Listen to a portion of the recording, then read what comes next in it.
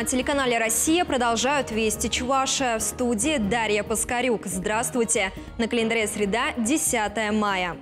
Получить востребованную специальность в короткие сроки. В Чувашии появится 3 образовательных кластера. Об этом сообщил глава республики. Туризм и сфера услуг, педагогика, клиническая и профилактическая медицина. Кластеры по этим направлениям появятся на базе 3 учебных заведений. Чебоксарский техникум технологии, питания и коммерции, профессиональный колледж имени Никольского и медицинский колледж вошли в число 30 победителей конкурса от Минпросвещения России. Они получат гранты на развитие в общей сложности на 190 миллионов рублей. За 4 месяца мошенники заработали на доверчивых чебоксарцах почти 170 миллионов рублей. Об этом сообщили в столичном управлении МВД. С начала года в полицию поступило более 600 заявлений о мошенничествах и дистанционных кражах. Среди потерпевших – пенсионеры, студенты и женщины, находящиеся в декретном отпуске. Наибольшее количество денег преступники выманивали при помощи старой уловки. Представившись работниками Центробанка, предлагали людям защитить сбережения от мошенников. Однако безопасный счет в итоге оказался ловушкой. Так что будьте бдительны.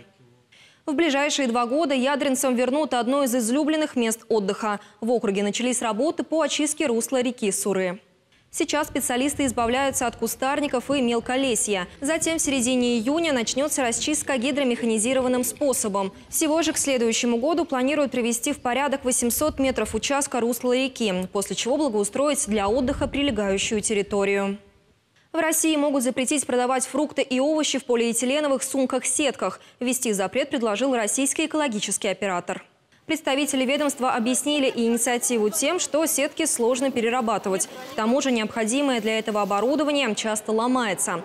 Эксперты отмечают, переход на другие виды упаковки может привести к росту цен на овощи и фрукты примерно на 20%. Сейчас вопрос запрета сеток рассматривается в Минпромторге России. Между тем, депутаты Госдумы разрабатывают законопроект о финансовой поддержке россиян за продолжительный брак. Согласно ему, за 20 лет семейной жизни каждый из супругов сможет получить по 20 тысяч рублей. И так каждые 5 лет. Рассмотреть эту инициативу планируют ко Дню семьи, любви и верности. Безопасный отдых. Чебоксарская полиция вновь начала патрулировать Московскую набережную на электромобилях.